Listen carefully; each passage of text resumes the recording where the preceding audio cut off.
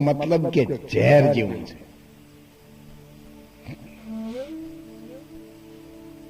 માનવ એક વખત જન્મ લીધા પછી ફરીથી જન્મ લેવાનો નથી એવું સદેહે ઘર નક્કી થાય એનું નામ માનવ. જનક રાજા દેહી હતા, સતાય વિદેહી કહેવાયા. રાજ કર્યું, સંસારમાં રહ્યા અને પરમાત્માની સાથે સમન્વય કરી અને છેલ્લી ઘડીએ સુરતા જેની પરમાત્માની સાથે મળે એનું નામ કહેવાય ભજન, એનું નામ કહેવાય સતનો સત્સંગ અને એનું નામ કહેવાય માનવ જન્મ. નહીતર પછી કોઈ માનવ, કોઈ મનખડા, કોઈ ઢોઢાને, કોઈ ઢોર, કોઈ દરબારોમાં દીપતા અને ઘણા હરિના ઘરના ચોર. આનંદા કહે પરમાનંદા, માનુષ માનુષ में ફેર. કોઈ લાખ રૂપિયા ન મળે અને કોઈ ટકાના તેર, જેની કોઈ કિંમત જ નથી એવો અગણિત માનવ દેહ મળ્યો છે. સુરનર મુનિ પ્રાર્થના કરે છે અને આ માનવ દેહમાં કિંમત કોની કરવાની છે એટલું જડી જાય તો આપણે પરમાત્માની નજીક જઈ શકીશું. દેહમાં પહેલા કોણ હતું?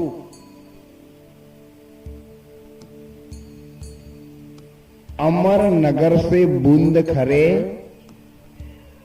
तब भगत नाम धरे.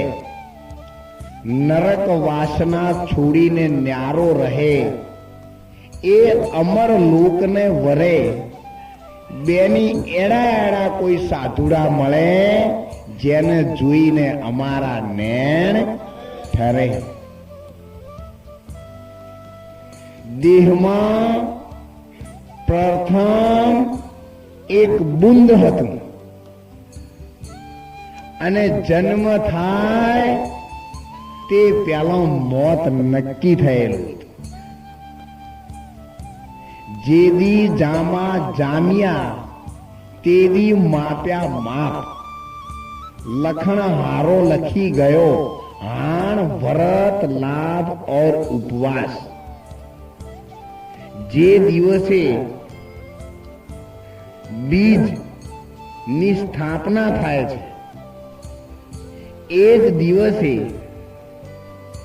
જે ગુણ માતા પિતામાં રમતો હોય છે એ જ ગુણ બીજની સાથે ઉતરીને આવે છે. સફેદ માણસનો રંગ હોય તો માની લેજો કે એ વખત એના માતા પિતાના સાત્વિક વિચારો છે. ગૌવર્ણનો માણસ આવે ત્યારે માની લેજો કે રજોગુણ ચાલતો હશે અને શ્યામ વર્ણ આવે ત્યારે માની લેવાનું કે માતા પિતાની અંદર તામસ પ્રકૃતિ ચાલતી છે. માણસના રંગ ઉપરથી એના બીજની ખબર પડે. ફક્ત દેહ જોઈ લઈએ પણ આપણે કોઈની કિંમત નથી કરતા કારણ કે આપણને ખબર નથી. માણસ જ્યારે બોલે ને એટલે 3 પ્રકારની વાણી બોલે. એક તરત જ બીજાને પ્રિય લાગે એવી બોલે, એનું નામ સાત્વિક વાણી કહેવાય. કોયલના જેવી. એક વાણી પોતાનો અંગત સ્વાર્થ સાધી અને પોતાનું જ ભલું કરવાનું ઈચ્છે. અને એક વાણી બીજાનો નાશ કરવાનું જ ગોઠવે. સત્યનારાયણની કથા કરો, એ પ્રસાદ બહુજન સમુદાયને અપાય. તમારા ઘરમાં કોઈ પ્રસાદની થાળી કરો તો તમારા છોકરાઓ માટે જ લે છો કે બહાર નહીં વેચવાની.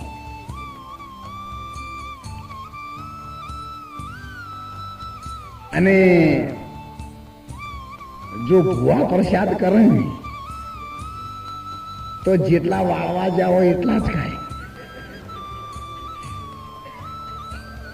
એટલે તામસ પ્રકૃતિનો પ્રસાદ બને. એમનો ભાવ એવો છે. પ્રસાદ તો એનો એ જ છે. ગોરસ પીવો કલાલ ઘેર તોય મદિરા કહેવાય છે. દારૂડિયાની દુકાનમાં તમે દહીંનો ગ્લાસ પીવો ને તોય તમારો તમને દારૂડિયા જ લોકો માને. વેશાના બજારમાંથી સંત કબીર સાહેબ નીકળે ને તો 40% લોકો વ્યામ ધરે. એકવાર એક મહારાષ્ટ્રી હતા. એમના આશ્રમમાં બહુ લોકો આવવા લાગ્યા. ધીરે ધીરે આખું ગામ ભગત થવા લાગ્યું. મહારાષ્ટ્રી વિચારો ગામની અંદર પરિવર્તન આવી ગયું. વાહ ભાઈ, ધન્ય હો.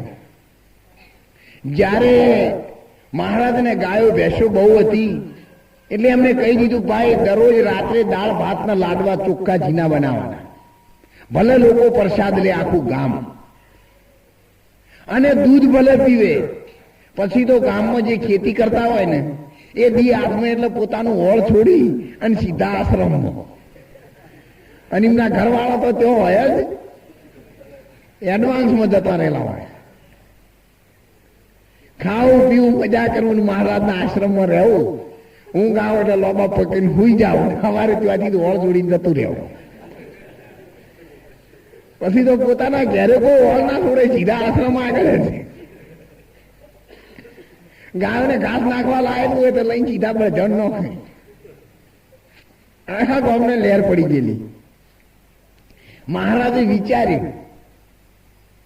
એક વાર પછી એમણે નક્કી કર્યું, ભાઈ જુઓ, આશ્રમમાં તમે જે બધા પ્રસાદ લ્યો છો એ માંસ મદિરા ચોરી ઝારી જુગારથી દૂર રહો છો. હા બાપુ, હા, આખું ગામ અત્યારે તો એકી વાકડા છે. ભલે ભલે, બહુ સારું. ભગવાન તમારું ખૂબ સારું કરશે. હા, તમારા બાળકોનું સારું કરશે.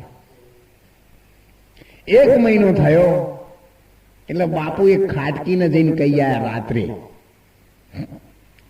આજે તારે ભરચક સભામાં આવવાનું,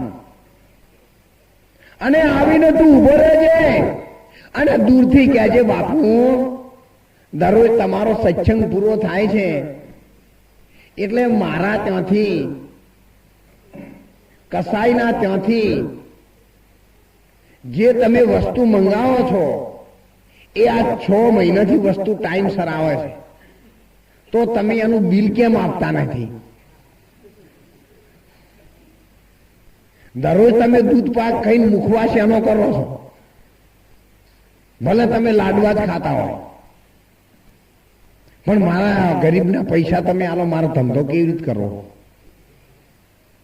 કસાય કે બાપજી, હું કહું ભગવાનનો ગુનેગાર થઉં, ભગવાનના દરબારમાં હું કેવી રીતે છૂટું? અરે ભઈલા, હું કહું છું ને, તું કહેજે ને. કે બાપજી મને ગોમાળા મારી નાખે તો જવાબદારી મારી, તું કહેજે. ભાઈ આવી ગયો, બરચક મેદની એક તન થઈ ગયેલો, લેરી લાગેલી. ઘણા તો ટોલું બેઠા બેઠા ભજન થી નહીં પણ લાડવામાં ચોખ્ખું ઘી ગાધેલું, એટલે ઘીના જેલમાં ડોલતા હતા, તો કોઈ વળી ઊંઘમાં ડોલતા હતા, તો કોઈ જ્ઞાનમાં ડોલતા હતા. ત્યારે ઓલા ભાઈ આવીને કીધું, બાપુ દરરોજ હું કસાય છું, ખાટકી બકરો મારવાનો ધંધો કરું છું, દરરોજ રાત્રે લાવી અને બધી તમે મુખવાસ